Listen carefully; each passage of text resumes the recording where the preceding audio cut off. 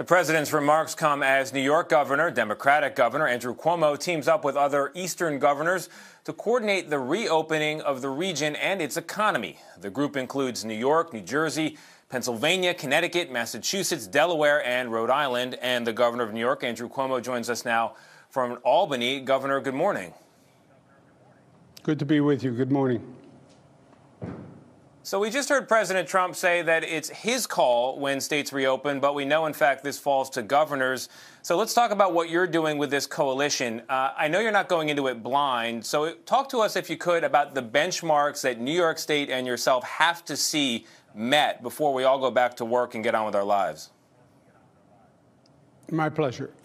First, as you alluded to, the president's position is just absurd. It's not the law. It's not the Constitution. We don't have a king. We have a president.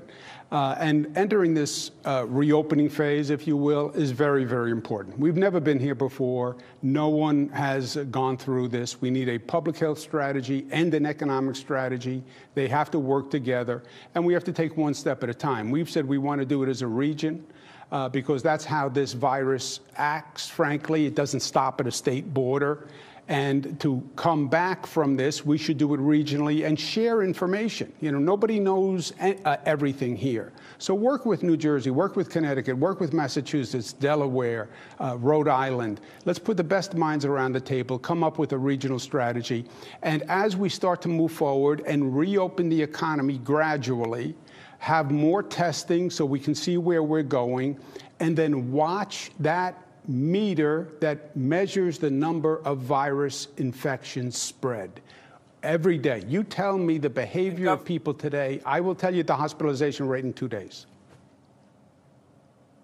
And Governor, I appreciate that this is uncharted territory. That's absolutely correct. And you went over some of the benchmarks there. But from a timing perspective, I'm sure even in your own budget projections, you've got to have an idea of when New York State might be back to something like normal. Talk to us about when this reopening could happen. Do you personally plan on going to a Mets game, for example, this summer? I know you're a fan.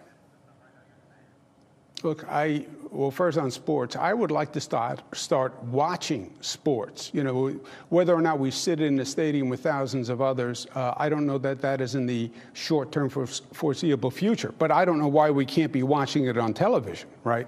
Why can't you have sports games with no audiences and just to start the sports and the entertainment so people have something to watch and follow? But you're talking months of reentry. You're talking a phased reentry. There is no clear benchmark that you can set. Obviously, everybody wants to do it tomorrow, ASAP. But as you have to calibrate it by watching the spread of the virus. So start opening the valve of people coming back out and economic activity. But while you're opening the valve, watch the numbers every day of the spread of the virus. You've seen countries reopen too aggressively. The virus came back. They had to close again. And we don't want to make that mistake. Yeah, right. Yeah, you're very big on watching the valve. But, Governor, I have to say, when I saw your news conference yesterday with fellow governors, my first thought was, ruh-roh, the White House is not going to like this. Did you give them a heads up that you all were planning that? We were governors who were part of it, had the conversation with the White House. It's not partisan, Gail. The state of Massachusetts is part of it. That's a Republican governor. This is just common sense. It's just common sense. And it's not. No, I never thought that it was partisan. I never thought that. But I just thought the White House has made it clear who he believes is a leader. You're saying we don't have a king here. Do you have to work with the White House in terms of how you're going to reopen? Because he seems to believe that you do. Yeah. Gail, first, this is a total reversal of the president's first position, right? He has total authority to open up the economy. Then why didn't he have authority to close the economy? Why did he leave it to the states and to the governors to close it down? Why did he take the position that, well, it's up to the states to buy medical equipment, et cetera? It's not my responsibility. It's all the states. Now, this is a total 180. All of a sudden, he's in charge of reopening. And by the way, if he wants to do more on the reopening, God bless. I mean, this is a daunting task for anyone. You want to figure out how to do widespread testing, which the federal government should, do it.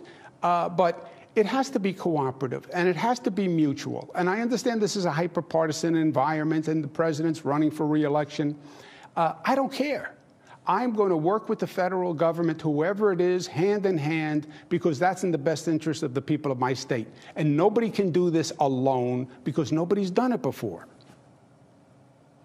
Governor, as we consider the variables necessary to reopen the economy here in New York, I think it's worth looking back at the conditions that closure in the first place. On March 2nd, you were on this program and you urged calm. There was one case at the time and 0 fatalities. By the end of the month, there were 60,000 cases and 1,000 fatalities. But the closure of essential businesses didn't come until the 22nd of March, quite late in the scheme of things.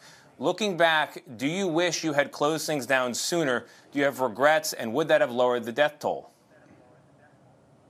Yeah, I think it's the exact opposite factually. I don't think you'll find another state that moved faster than New York. Just look at the dates you did.